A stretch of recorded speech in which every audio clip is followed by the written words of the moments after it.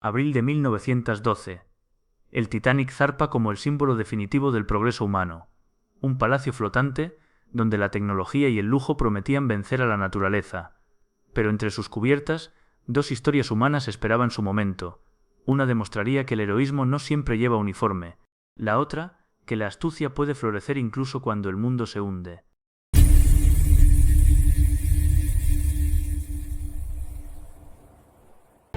En la historia de la navegación, ningún barco ha estimulado más la imaginación que el majestuoso RMS Titanic. El barco transportaba a la élite de la época, millonarios que pagaban fortunas por un camarote, mientras 908 tripulantes trabajaban en las sombras, entre ellos Charles Joughin, el repostero jefe, un hombre cuyo nombre no aparecería en los periódicos, pero cuya historia cambiaría todo lo que creíamos saber sobre la supervivencia humana.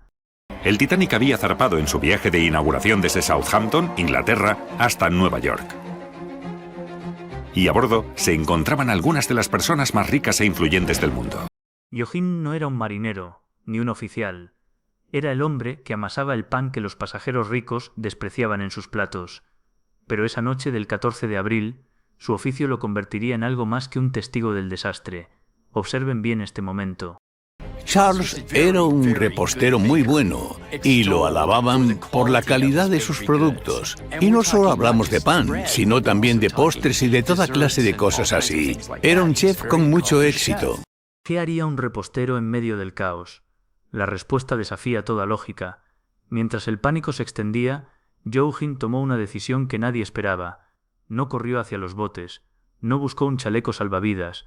Hizo algo que, en ese instante, parecía insignificante. Justo después de las 11:30 de la noche, el 14 de abril, el Titanic chocó con un iceberg y empezó a hundirse. Los pasajeros iban reuniéndose con sus seres queridos e iban a los botes salvavidas mientras cundía el pánico. Y ahí entró en acción Joughin. Dar pan a los pasajeros no era un acto de caridad, era un gesto de resistencia. Joughin sabía que el rescate podía tardar horas, incluso días, y en el Atlántico Norte el hambre mata tan rápido como el frío, pero lo que vino después es aún más revelador. Al percibir su perdición inminente, Joughin les cedió su sitio en la barca. Que una persona haga algo así en lugar de intentar salvarse a sí mismo es algo heroico. Ese gesto, ceder su lugar a una desconocida, no fue heroísmo calculado, fue instinto. Pero en un barco que se hunde, el instinto puede ser una sentencia de muerte. Condenado a las aguas heladas, Joughin hizo algo que parece sacado de una leyenda. No se desesperó, no gritó, se preparó. Luego se subió al punto más alto de la popa, se agarró a la barandilla y se preparó para lo peor. En cuanto el barco se hundió, él quedó flotando en el helado Atlántico Norte. El alcohol no lo salvó, tampoco la suerte. Su supervivencia tuvo que ver con algo que llevaba años haciendo sin saberlo, algo que los médicos del Carpathia no podían explicar cuando lo rescataron 2 horas después. Miren esto. Curiosamente, Joughin solo tenía los pies hinchados. Los médicos estaban atónitos. Casi todos los que habían estado en el agua habían muerto congelados en menos de media hora. Era un milagro que alguien pudiese estar en el agua a esa temperatura y no acabar enseguida con hipotermia. La grasa corporal aísla del frío, pero Joughin tenía otra ventaja. Su cuerpo estaba entrenado para retener calor. Cada día, amasando toneladas de pan, sus manos aprendían a conservar la temperatura de la masa. Esa misma habilidad lo mantuvo con vida en el agua. Mientras él luchaba por sobrevivir, otros pasajeros vivían una historia muy diferente. Un par de infames estafadores. Pierce Mason, de 26 años, y su prometida, Isabel.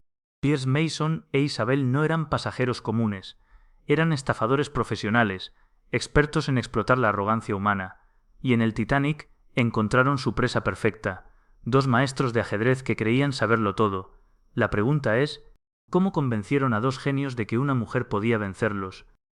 Con esta noticia, Pierce e Isabel vieron la oportunidad de hacer el agosto. Pensaron que podría ser la mayor estafa que jamás hubieran llevado a cabo. La clave no estaba en el ajedrez, estaba en los prejuicios de 1912. Para Borsov y Heilmann, una mujer en un tablero era como un pez en una bicicleta, y eso los cegó. Pero había un detalle más, una condición que Mason impuso y que nadie cuestionó. Observen. Dijo que Isabel era tan hábil que podía jugar contra los dos simultáneamente. Y estaba dispuesto a apostarse 100.000 libras esterlinas a que al menos una de las partidas acabaría, si no en victoria para la joven, al menos en tablas. El biombo no era un capricho, era el arma del engaño. Isabel no jugaba contra dos maestros, jugaba contra uno solo, usando las jugadas de uno para vencer al otro. Pero lo más irónico es que este fraude ocurrió mientras el barco se hundía. Escuchen cómo terminó. Dijo que no podía ganar y declaró un empate.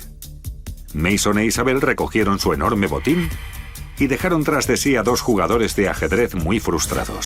100.000 libras esterlinas. Ese fue el precio de la arrogancia. Mientras el Titanic se partía en dos, Mason e Isabel ganaban la apuesta más audaz de la historia. Pero su secreto no era la genialidad ajedrecística, era algo más simple y más cruel. El secreto de la estafa estaba en el biombo que dividía las dos partidas. Como los dos maestros de ajedrez eran incapaces de ver la otra partida, Isabel simplemente copiaba la jugada de cada jugador. Borsov hizo la apertura en el primer tablero usando las blancas e Isabel usó una jugada idéntica contra Heilmann en el segundo tablero, donde ella jugaba con las blancas. Entonces, cuando Heilmann hizo su jugada con las negras, Isabel la copió en su partida contra Borsov. El fraude no habría funcionado en 2024.